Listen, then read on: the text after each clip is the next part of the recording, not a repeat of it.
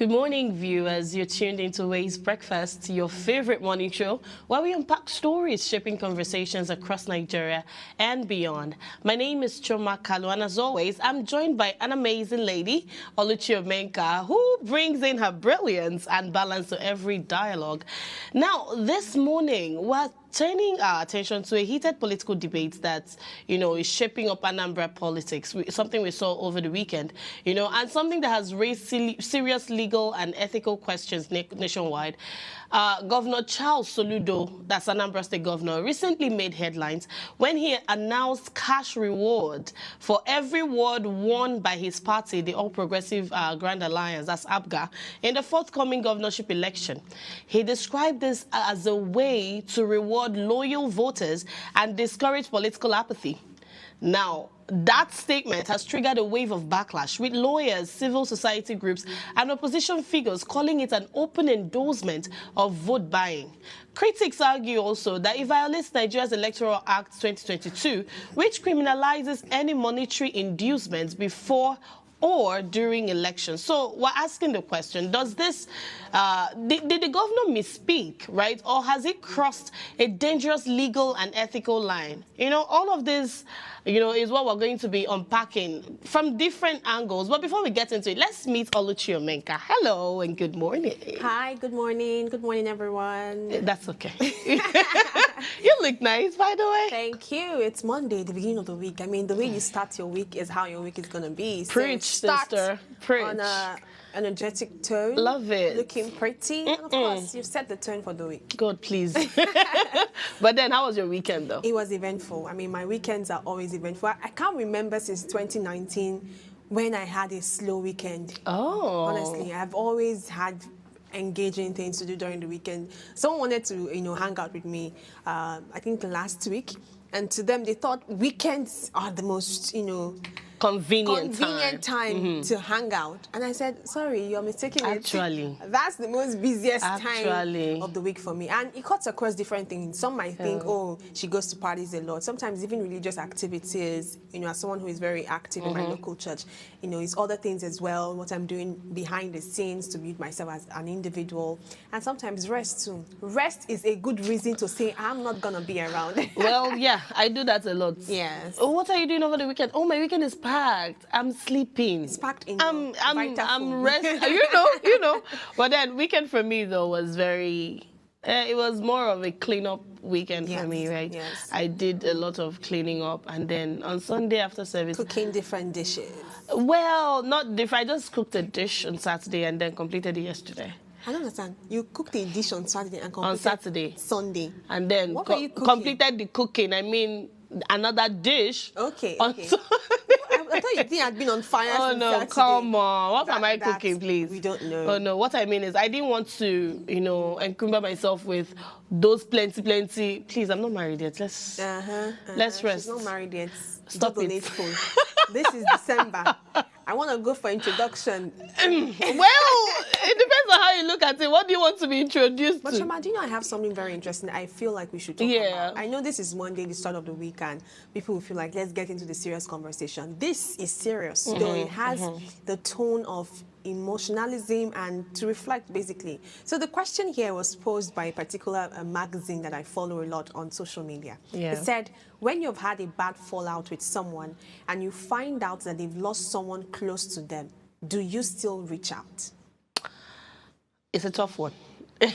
It's really tough because if our fallout was really bad, I know conveniently, logically, you're expected to put your differences aside and reach out. But I feel like it's actually going to still be awkward for me to reach out.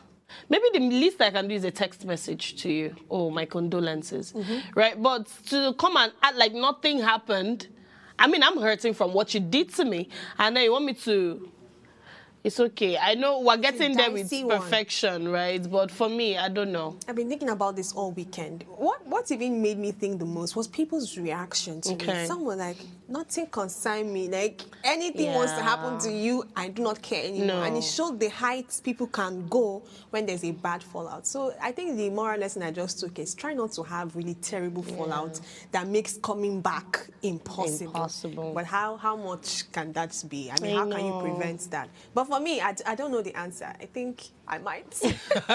No, I think I will reach out, but it's not going to be too machine. Yeah, I'm not going to pretend that I'm not hurting anymore, right? But like I said, I could do you a text, right? What if they blocked you? Oh, even better. It's okay. In my mind, I wish you well, right? I'm not one that would say, oh, because we have issues, I'm not. No, there's some things that are very sensitive that you have to put ego aside, put whatever feeling aside and reach out. And like if it's a family member, maybe you lost a parent, come on.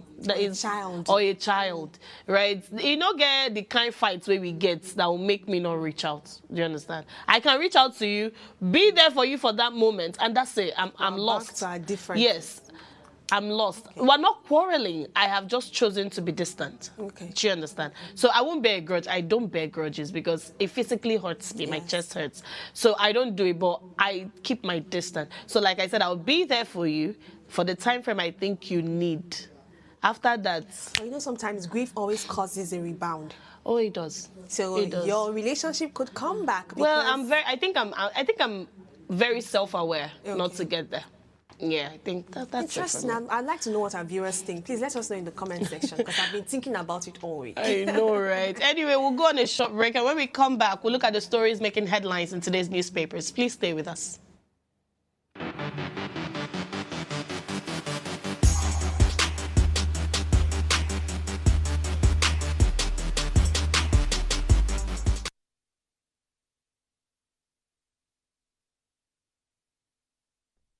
Welcome back, and remember, you are the main ingredient in our conversation. We would love to hear your thoughts, both on what we just talked about, on the conversation we're still going to bring, even on the newspaper headlines, all right? Our phone lines are open. You can call on 070-2500-7749 or 0701-4242-420.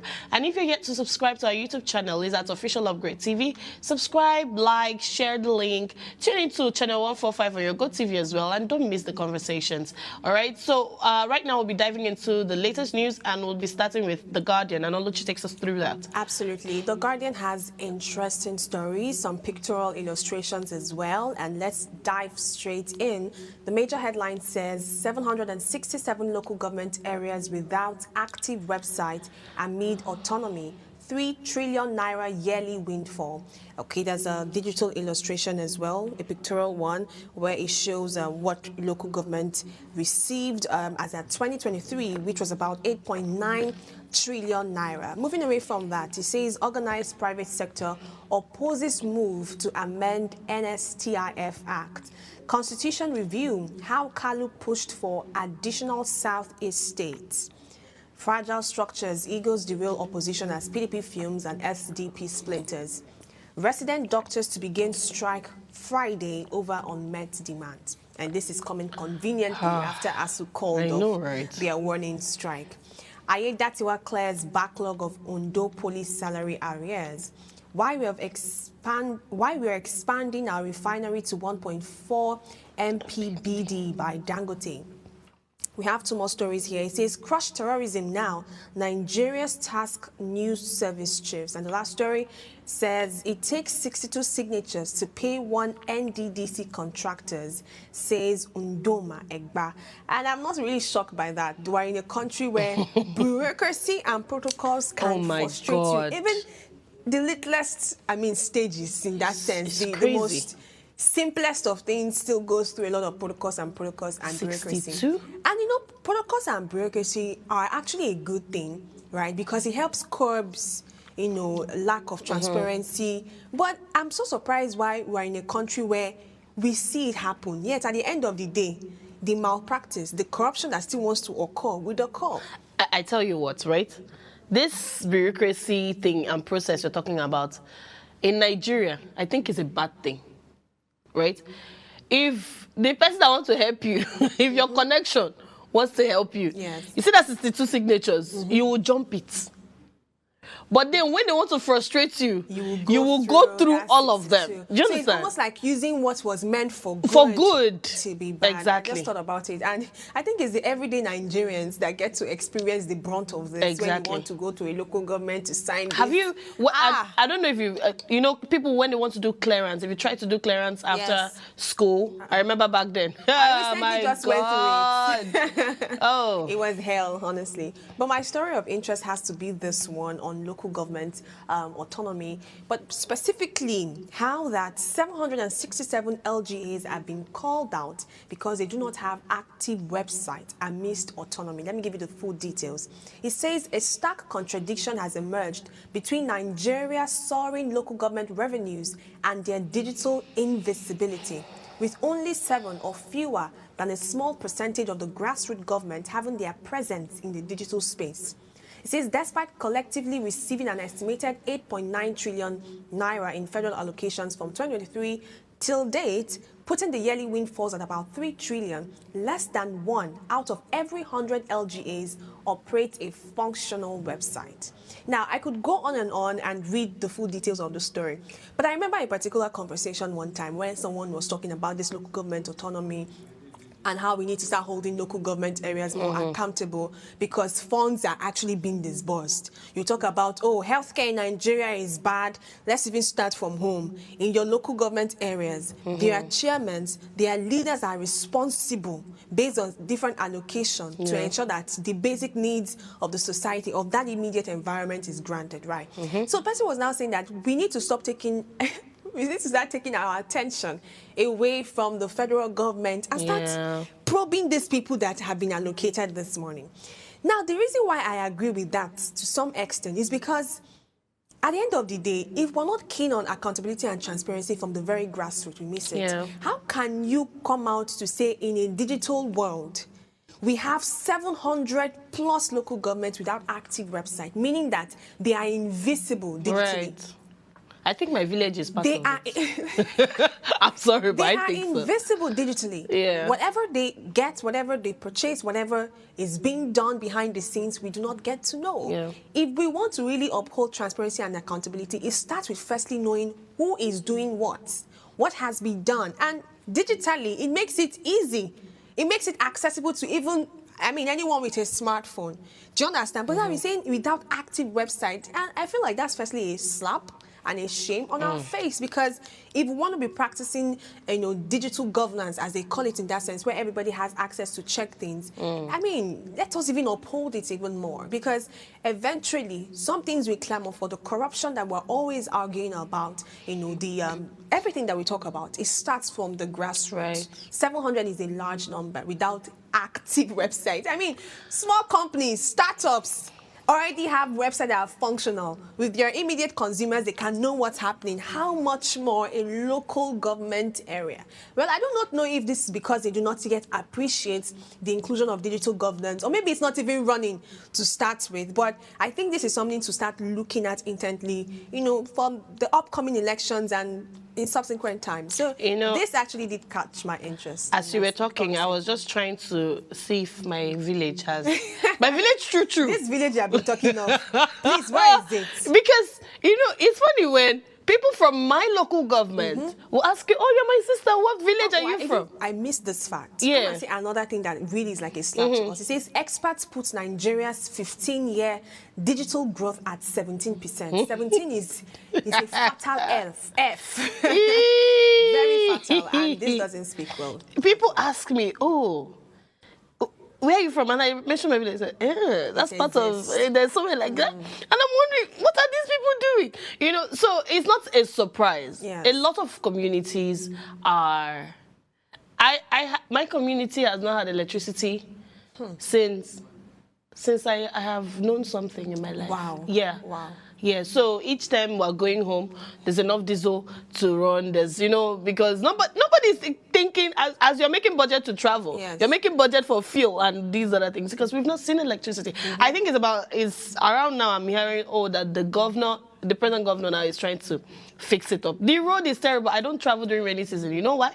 because I want to be alive. Yes. You know, so these things, they've not fixed these little things. Do you think it's something more of as trivial as a website? They will tell you, look at the more important things that you want to, you know. So yeah, it's not a shock that these things are happening, and I really is a sad slap on Nigeria's face. But anyway, let me take the Daily Trust newspapers, and the biggest story says farmers FG disagree over drop in food prices. I like this particular story, but I'm going to come to it. Another one says high rents driving us out of Abuja. Residents complain. Killings, Nigerian Muslims also victims. Vatican Cardinal. Below that, 5 teenagers die in Gombe boat mishap. And below that also, you mentioned Dangote Refinery already, so I'm going to skip that. But these are the stories. Now, I'm going to start with this high rent driving residents out of Abuja. I mean, this was my conversation on Friday on Prime Time, you know, when we're talking about the cost of rent. How you see somebody move from 800,000 to 2.5 in a blink. In a blink. And you're wondering, from where to where? That's all the promises of regulators. I mean, it wasn't not recently Lagos State came out to tell us different regulation. Something about monthly rent, yes. This one. I think on Friday too, we saw a story that the House of Reps have put a cap of, if you want to increase ever, let's just be a 20% increase. You know? And then the guest I had was saying, you can't just wake up without critical thinking and put that cap, because you've not considered. He said for those that even want to acquire houses, to get government approval is one of the most tedious and expensive. Exactly. 62. You know, it's very tedious.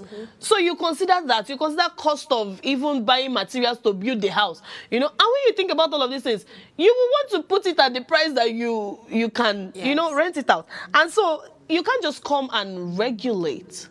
You have to put some things in place. And when you regulate, though you think it's favoring the tenants, the landlords will not cry. Because this is their investment, whether you like it or not. Nigeria already has a housing problem, right? So I think it's a balanced thing. So for residents to be crying out, I think it's high time they cried out, right? Because some landlords be doing too much. I was telling him on Friday that my friend, her husband bought a new car, and the next month, the landlady increased the rent. And you get money to buy a car now. Yes. It did happen. There should be something in the tenancy agreement, or I don't know what they call it. There's tenancy laws and all that, but is it working? Sad. Exactly. Moving on. Sad. Moving on. Farmers and FG disagree over over drop in food prices. I like this one. I like it because last week they come and told us that, oh, the price of food have dropped, you know. This is similar to Christian Association of Nigeria and federal government over the genocide of Christians. Yeah. Yes. You know, you keep telling us there's this. Farmers are coming to say that. Now lie, sir. it do be, some things do be happening, sir. This is not the actual thing. Yes. We are the one. In fact, I read the story, and one farmer was saying, sir, come into the market and price things. Do you understand? Yes. Don't sit in your high horse. And then another thing they complained about is the cost of things that are even going higher is as a result of the government importing massively. So their own produce from the farm is impossible to sell. Right? So something they go for like 2.5 million. Someone was saying that she can't even get up to 1.5 million from it. So, and that one is already affecting them. So they're still battling with your massive importation. They're still battling with, you know, the ground not even being fertile enough to give you good produce. And then when you bring it to the market, people are pricing you like peanuts. Yes. And then you come and you tell us that the price of things are... There are too many angles to this. This is just letting us see that the media and politics already... Oh, God. It's far apart. There's no... How do I put it? There's no... Synergy. Unity and synergy. Because look at this. And you know, we didn't want to talk about this story last week because of how sensitive it is. Genocide in Nigeria. Public experts, let me put it out, international experts came out to say this is what is happening in Nigeria. The federal government said, no, it's not happening. It's not happening. CAN said, don't you know what is really going on? So I'm like, Are the politicians and the people at the helm of affairs, are they living under a rock? Far away from the realities of the everyday Nigerian? If you open the internet, every global, international stage, they are mentioning Nigerians in the politics, even in religion. You're seeing people hosting big concerts abroad. I think we're playing a lot of delusionalism at this point, because if you are acting as one who doesn't know what your people are going through, you are making a mockery of us. Yes, making us a joke. Because how will you come out to say food prices have reduced, and the people who are bearing the brunt of this are saying there is nothing like that, and you've already come out on air or in front of the public? Press briefing. Press briefing. Whoever writes their speeches should be called to question, because what exactly are you putting? That's false. It is. That's lying. And it's against everything that we uphold in politics. Don't sit there. You have domestic staff that go to the market for you. You don't know what these things are talking about, right? Get up and enter the street yourself and see what they only do that during campaigns. It's so terrible. If you go to the market, you see a woman heavily pregnant. She's pricing tomatoes. Madam, you know if you give me 500 naira own. Madam, give me pepper 200. Give me this. And then the person wants to put all of this inside 1.5 to get a meal. Do you understand? It's very sad. Sometimes you look at it and you're tempted to pay for this person. You'll be like, God, I beg, thank you, you blessed me. Oh yeah, madam, take at least, even if it's 2,000 naira meat. Because people are suffering. Some people can't remember the last time they had meat in their meal. Some have moved to egg. Which one? Even the egg now moved from what to 250, I mean 300. It's just... The whole point is that our politicians, our leaders should not detach themselves from people's realities. Try to get to know what exactly is happening before any press briefing in a bid to, I don't know, do something to your ego or to your political office and for the next campaign. I need a vacation from Nigeria. I think it's better out there. No, I need to go somewhere I will know how to think of that. Vacation is money. I was telling my friend, please, I have to say this one. I watched a movie where a particular lady was overwhelmed with, life's challenges, and her next resort was... I'm like, wow, this is your problem. Anyway, it's not money related at all. We'll go on a short break, and when we come back, we'll dive into our topic of interest this morning. Please stay with us.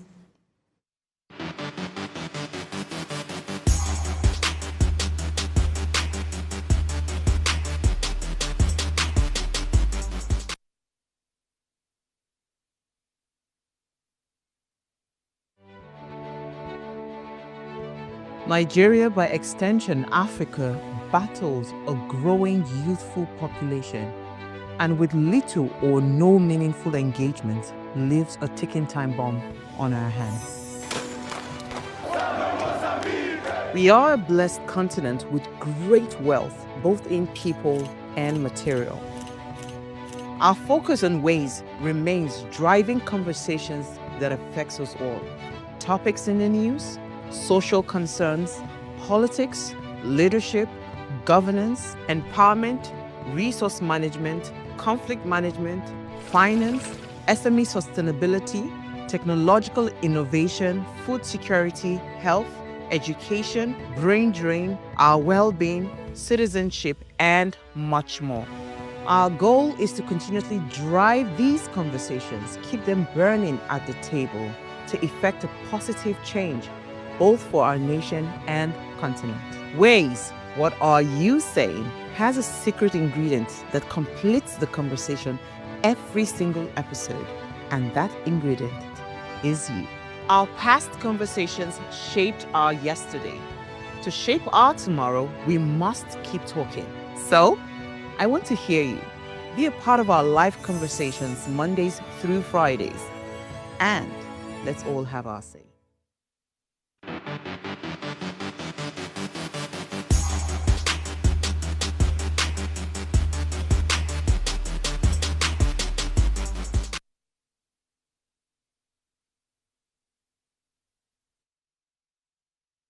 Welcome back. And so our conversation for this morning is cash for votes, Governor Soludo's controversial pledge, and what the law says about it. Because, I mean, we're just going to try to understand this by ourselves, right?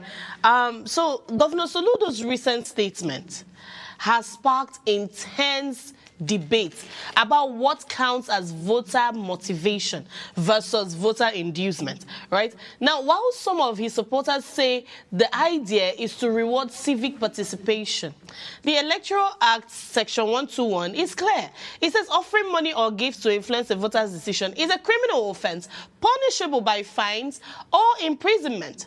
Now, the Nigerian Bar Association, several election observers, and even INEC officials have since weighed in and, warned that such rhetoric could erode public trust in the democratic process. So this morning, we want to understand where's the line between political innovation and electoral misconduct. So let me come to you, my dearest sister, Oluchi Omenka. I'm not from Anambra State. I mean, neither am I. Neither am I. But what do you think about this? When you hear that cash for votes, what comes to your mind?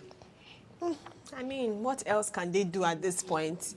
Well, I was a bit confused because I don't think I've seen a precedence of this. I mean, even in the Nigerian political space, I've not really heard of stories where, I mean, the one where you publicly come out, right? We know it happens behind the scene where voters' allegiance are bots. It does happen. If you are being delusional, you are not in this country. It does happen, right?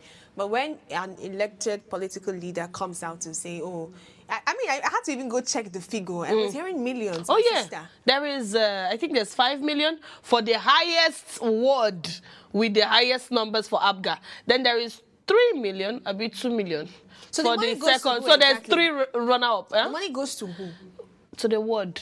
That's how they put it, to the word, yes. Or to the word development. Now you said be my dear. So this story, it's confusing me because I really do not know the stance to take at it. I've tried to say, should I play the devil's advocate? Maybe he just wants to trigger political trigger what? Activity and reduce the apathy that comes with politics. Because I mean, in today's Nigeria, people are losing their confidence in voting and making their vote count. That's why when Amukriton was to be sworn in, everybody has been on his case. Sir, are you going to ensure and uphold the integrity of INEC? Because we have seen the precedent and 2027 elections is close by. So maybe in a bid, to balance that apathy that we already have in a country, he now wants to take this step. But I always used to look at situations from the angle of people's personality. Okay. Like, before anybody comes out to do something, the way I would do something and what motivates me will be different from you, based on your experiences, based on your exposure, and based on different things. Who is Governor Soludo? Governor Soludo is an economist.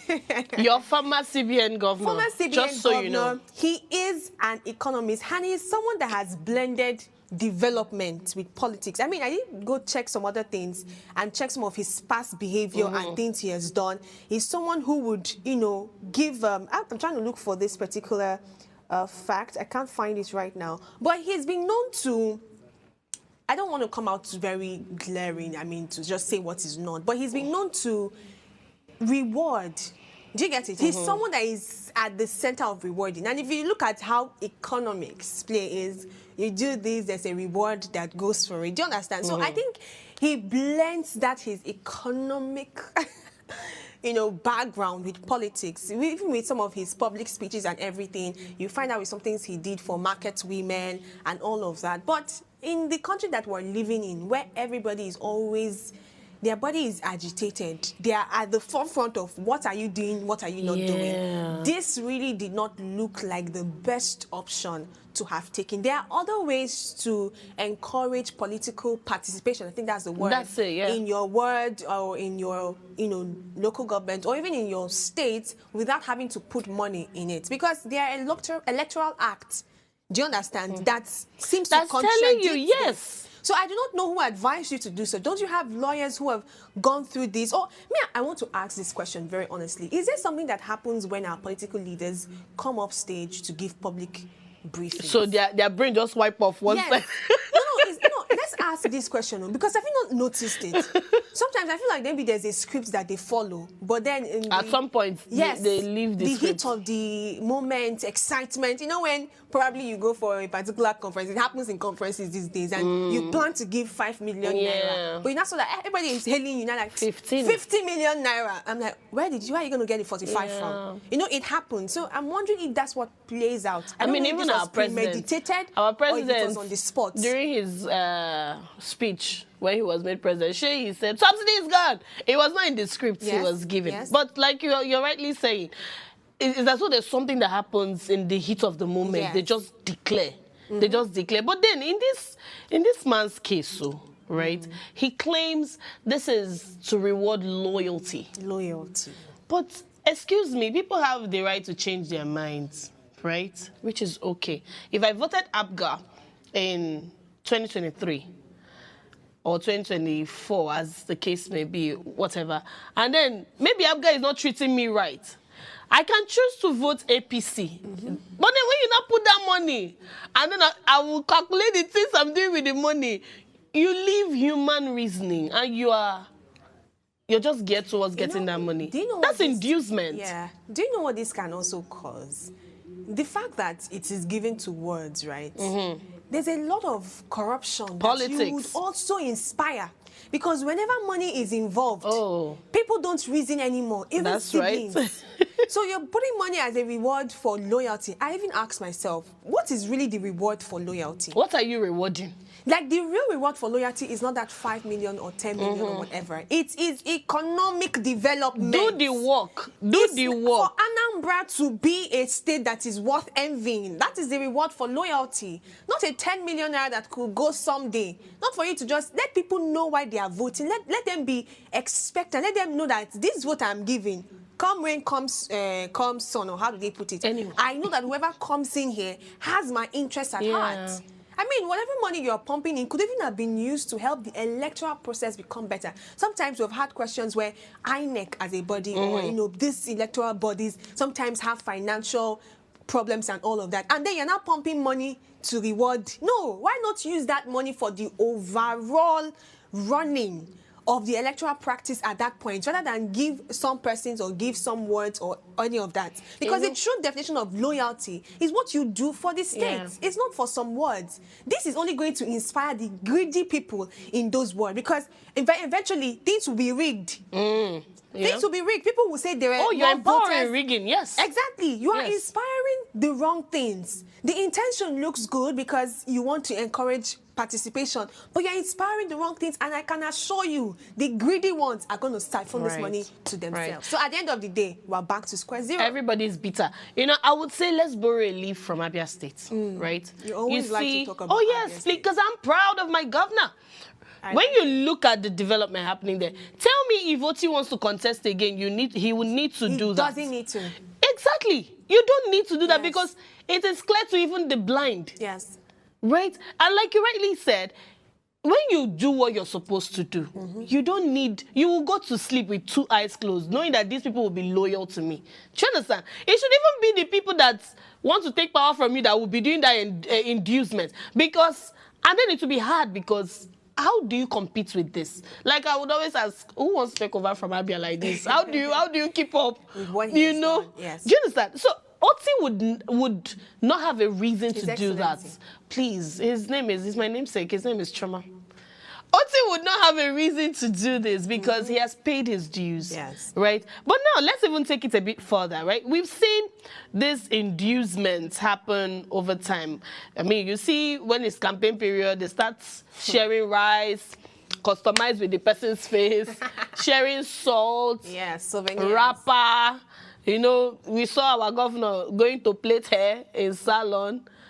Someone, see him roasting corn, We see all of those things. That's when you want to get close to your people, right? And now, would you say Nigerians have now made a culture out of it? We've normalized it so much so that our leaders now confidently come out to speak about these things. Yes, we have. That's the very, very, final answer. Oh my God. That's the final answer vibe I'm giving you. Yes, we have. We have encouraged a lot of these things for too long. And you would not blame, I don't want to say you would not blame Nigerians. It gets to a point where you want to get the barest minimum. Let me use the illustration of a relationship. I mean, it gets to the point as a woman where you've been through hell. And then say, you know what? anyone that comes again, because you have seen worse, you just take it as, I can survive. That's a very weak illustration, but I'm trying to play, the scene of a country that has they've just been fed crumbs for too long. Right. Look at election periods. It's even very... I even feel like, can't this souvenir stuff that they do, can't it be scrapped? Because you can't tell me I know that there's competition. I know that you want to win. Whenever competition is played out, I am looking at who would come to my side, right? So competition always has that vibe. But when it comes to the nation now, let's take away the way we have viewed competition. Right. Let's not use it the way we run for different other things. This one is about the nation. You can't tell me that somebody is sharing rice and my children are hungry, and you're telling me I should go and do research on this person. I know they come out to say it's not the rice that matters now. My sister, these children want to eat. They want to eat food. They need to live a day more. Exactly. We'll think of that 4 years next time. Do you understand? But imagine if from different parties, it was not even available in the first place. It makes your judgment sane. And so then as it's not available, they tell you, madam, if you vote the right person, rice price will come down. Your children will go to see food. Exactly. So I feel like you've really played on the desperation of people. Right. Because you know that whether if we give them, we don't give them, we know how we'll emerge winner. But let's just still give them. Do you understand? So I feel like, let us even remove this totally. Because I've never been so comfortable with it. You see this political party, they are sharing in the I wanted to call names now, but I'm not going to do that because I'm trying to be very neutral here. Some are sharing rice, some cap, this one, that one. Who doesn't want souvenir? In fact, it's those moments that you will see fight or call. Because, oh, you gave us little, you gave this one. People get injured, some people lose their lives. Different things happen. Some of these stories don't get to the major headlines because they sweep them under the carpet, but it's not a funny moment. Do you understand? Let's take away that motivation. Let them be motivated by what you plan to do in the state. Let them be motivated by what you have done before. Whatever rice you want to share, if you're somebody that is running if you have been sharing rice exactly before. Why do I need more rice? I have rice from what your administration did before. You know, I always say that Nigeria, we have successfully... And it's always rice they share. Oh, yes. People should try and share beans. Yam is very expensive. Very expensive. You know, but I have said it always that our politicians have successfully weaponized poverty. Yes. Especially in this nation. And they play on our desperation. I tell you what, we went on some sort of an outreach two Saturdays ago, and we decided to cook and share on the streets. Even the best dressed were dragging us for food. My people, when it comes to money and food, you know, people lose their home training. I stood and I was wondering. I said, this is where Nigeria have come to. Yes. One woman selling, she dropped her goods. She was running after, you know, the goods that is probably worth more than that rice. When you're thinking of the immediate gratification, you know. So I'm like, oh, this is what politicians do. They play on this, prey on this, right? Because they know these people is daily bread they are looking for. Yes. Look at an average Agbero tout on Lagos Third Mainland Bridge. Give him 100,000 naira and tell him there's a blue vehicle coming. If he come here, break his glass. Give him 100,000. No, that's too far. Give him 5,000 naira and he will do it for you. Why? Because the guy just want to survive, right? So we have seized, no, not we, these politicians have seized these things. And that's why you're not seeing us leaving this poverty list anytime soon. My sister, me have left it. No, I'm talking about Nigeria as a society. Please keep quiet. Nigeria as a society, we have been on that list for a long time. And you're not seeing us leaving. We keep borrowing. You know, it's just... So now the question is, how do we even break this cycle? How do we do it? It sounds impossible, but... It's not impossible. Because many people have sat on this same table that we're sitting on, Chioma, to talk about the same things. Do you think that these politicians and people who are at the helm of affairs do not know the answer? Hold that thought. Let's go on a quick break and then we'll be back and continue the conversation.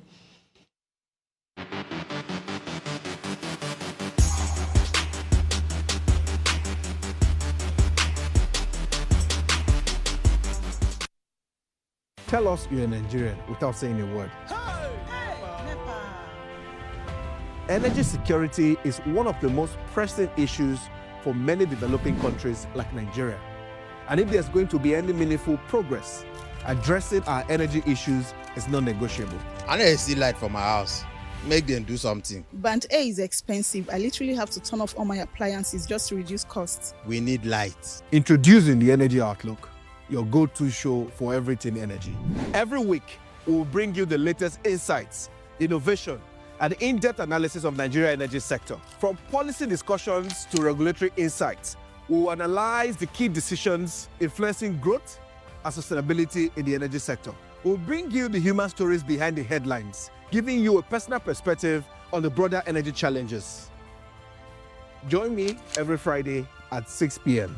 for the Energy Outlook, your guide to the future of energy, where energy means business.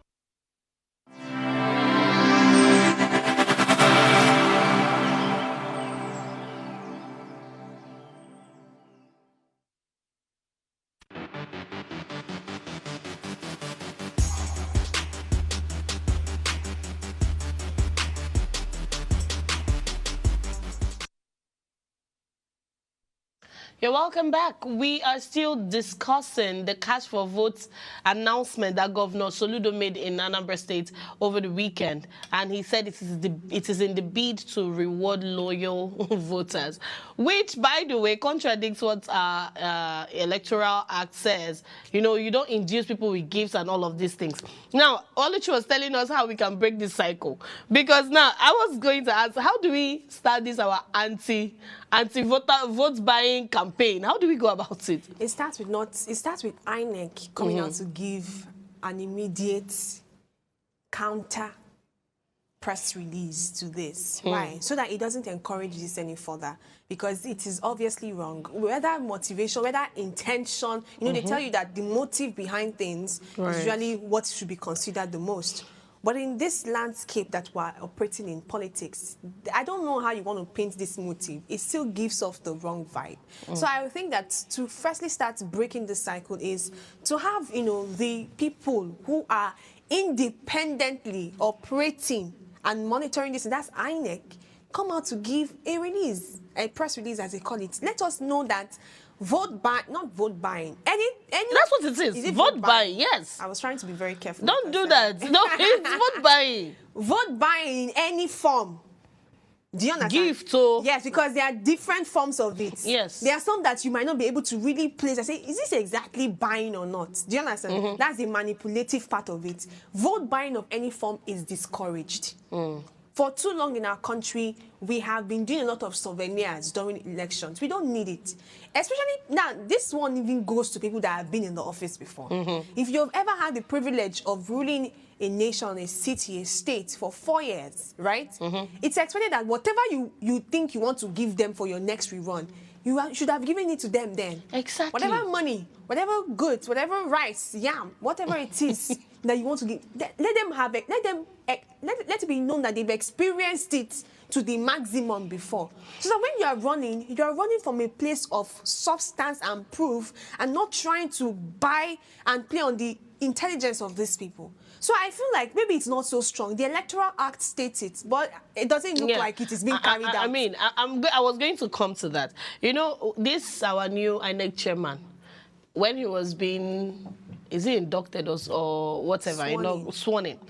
They told him, oh, Anambra is your first test. Yes. You know? Great. You see what I'm saying? That's it. Anambra is your first test. We need to see you, Mr. Mupito. I don't envy this man, I keep saying, because to fix Nigeria is not a day's job. Maybe he's the head that wears the crown.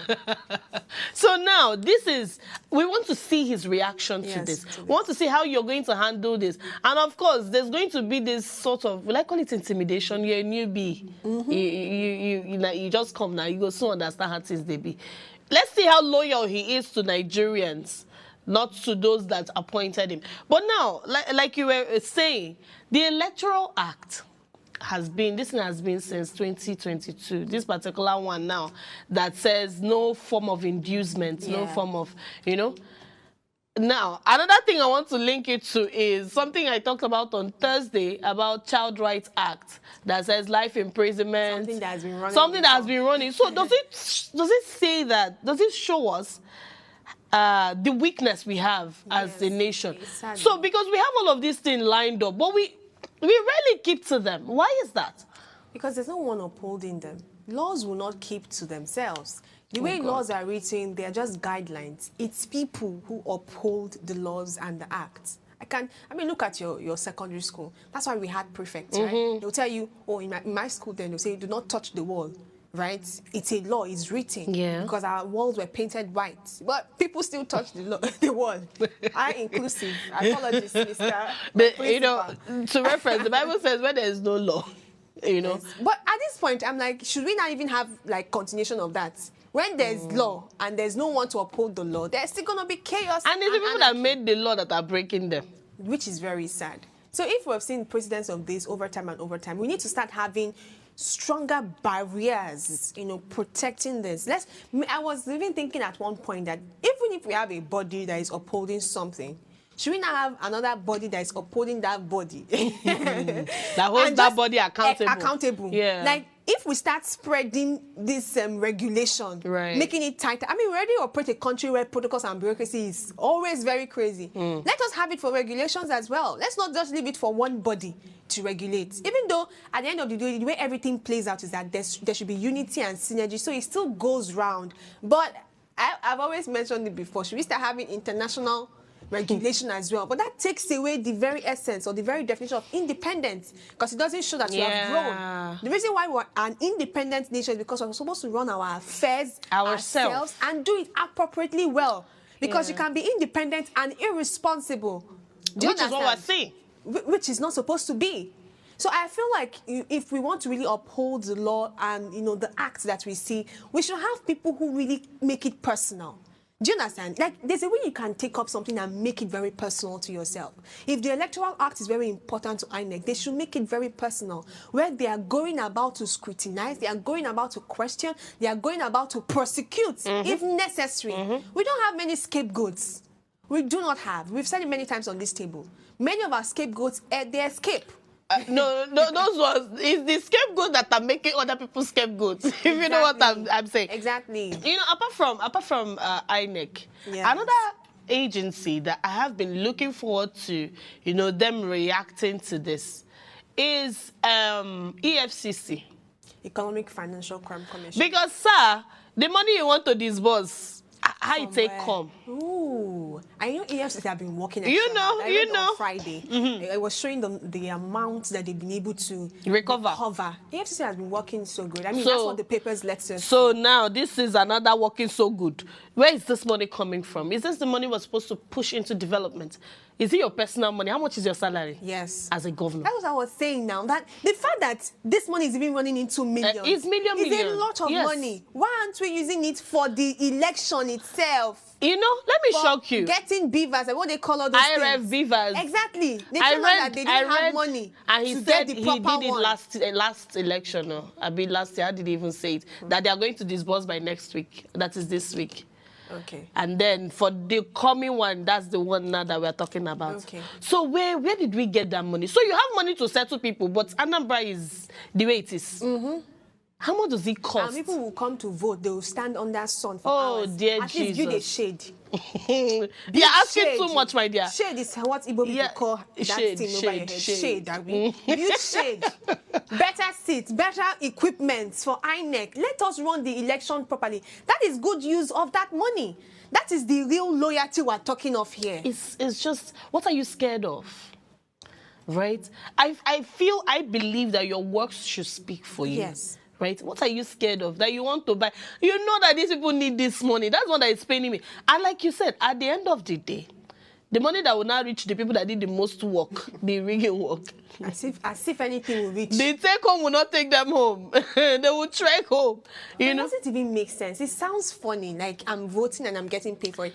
I did do some research to check out how other countries do it. So I know that incentives are part of elections. You can't take it away. I think it's even in US where they give there's this I voted kind of my sister, is it I voted in the Nigerians to eat? Come on, be realistic. Free bus I saw ride that, yes. Or something really cool, and it's not screaming If you had told us we're going to give you, if he had told us that, oh, we're going to go digital with our voting, so we'll send you data for you to use and vote. That's not bad. It's not bad. That's not bad. You're making it convenient. You're not standing under the sun. You're not doing, do you understand? If you say, okay, when you vote, I'm going to give you... Or free transportation from wherever you're coming from. To come and vote and back. That is reasonable. That encourages, not millions of naira.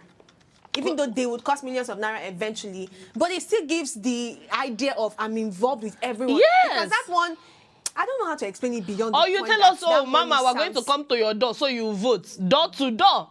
You could do that. Or for every voter that arrives, there's, snacks for people that are not feeling very too strong for the aged. Glucose is available. Anyway, we do hope that the appropriate authorities look into this matter. Because if we keep quiet about this, it means 2027 we're in for something big.